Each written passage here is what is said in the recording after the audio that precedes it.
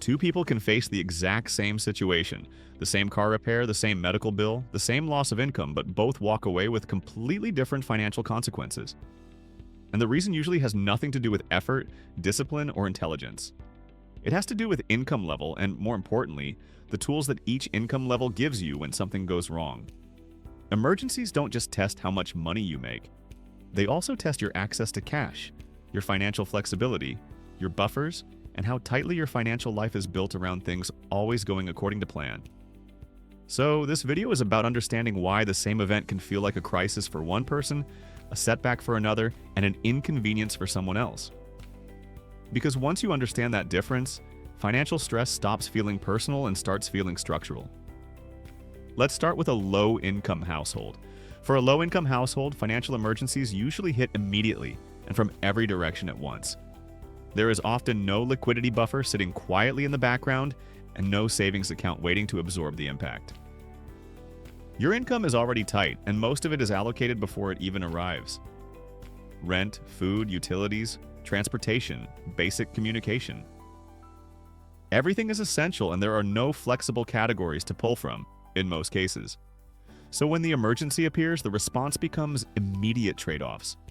You're often thinking about which bill gets delayed, which payment gets skipped, whether groceries get cut or utilities fall behind. Debt becomes a last resort, often expensive and unforgiving, and that is if it's available at all.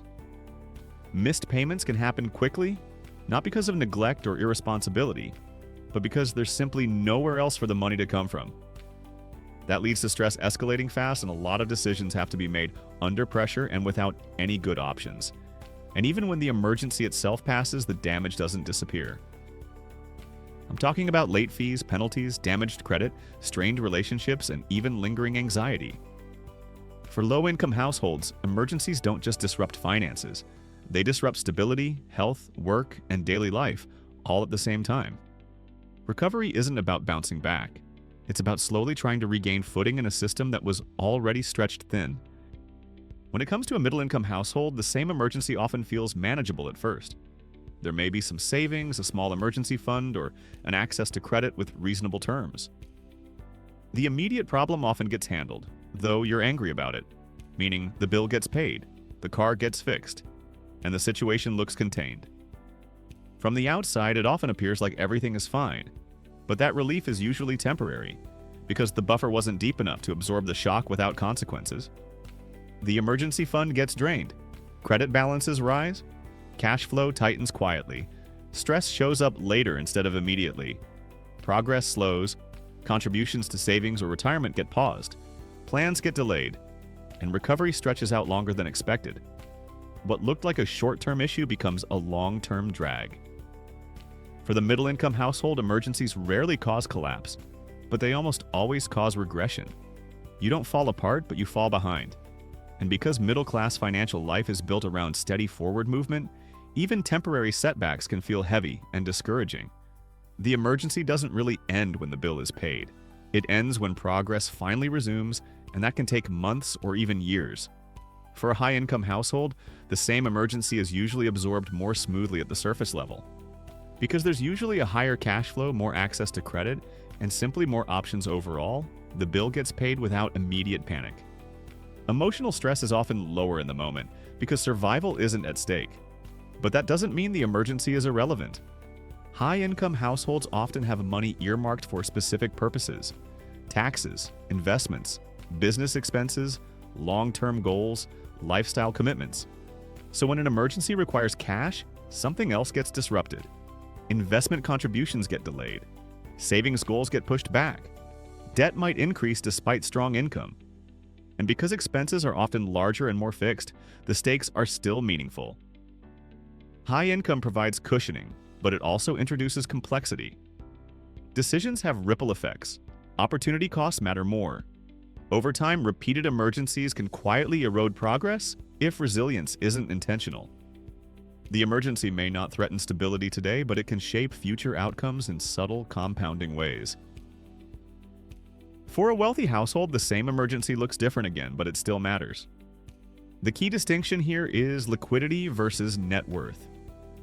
Wealthy households may have high net worth, sometimes extremely high, but much of that wealth is often tied up in illiquid assets: businesses, real estate, private equity, or long-term investments. So the emergency isn't about affordability. It's about access and timing. Cash may exist, but using it can come with real costs. For example, selling assets at the wrong time, disrupting long-term strategies, triggering taxes, or even giving up on future growth. The emergency becomes a strategic problem rather than a survival one. And because financial lives at this level are complex, shocks can ripple through legal structures, tax planning, ownership arrangements, and long-term positioning. Emotional stress may be lower day to day, but decision complexity is higher. The risk isn't collapse, it's inefficiency, loss of control, and missed opportunity that compounds quietly over time. Wealth absorbs shocks differently, but it doesn't make them disappear. One of the biggest differences between income levels isn't how the emergency starts, it's how long the effects last. For low-income households, the impact is immediate and long-lasting. The emergency creates problems right away, and recovery is slow because there's little margin to rebuild. For middle-income households, the impact is delayed but persistent. Things feel okay at first, but the long recovery quietly drags on progress. For high-income households, the impact is often subtle but cumulative. Each emergency slightly alters positioning, timing, or opportunity. And for wealthy households, the impact is often strategic. The emergency forces decisions that shape future outcomes, sometimes permanently. The same event moves through each system differently because each system has different shock absorbers. What looks like resilience in the short term can still produce long-term consequences. And what looks like fragility at the beginning may actually reflect a lack of buffers rather than a lack of effort. And so, time often reveals what income alone does not. Now, let's talk about how emotional stress and financial stress are across each income levels. For low-income households, financial stress is immediate and emotional. Fear, urgency, and exhaustion show up right away because basic needs feel threatened. For middle-income households, stress is quieter but persistent. It's the background anxiety of falling behind, of undoing years of effort, of feeling stuck in recovery mode. For high-income households, stress is often less emotional and more cognitive. It shows up as decision fatigue, pressure to maintain performance, and concern about long-term outcomes.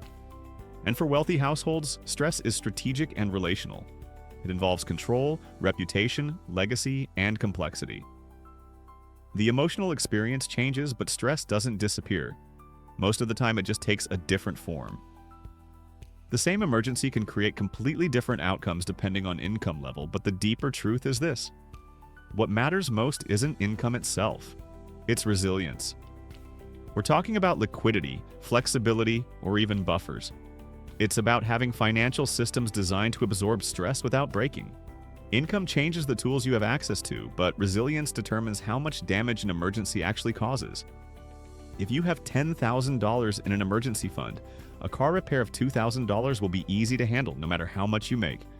It will just piss you off to spend another $2,000, especially if it took you time to accumulate it. So emergencies test your financial structure. And the more intentional that structure is at any income level, the less destructive those moments become.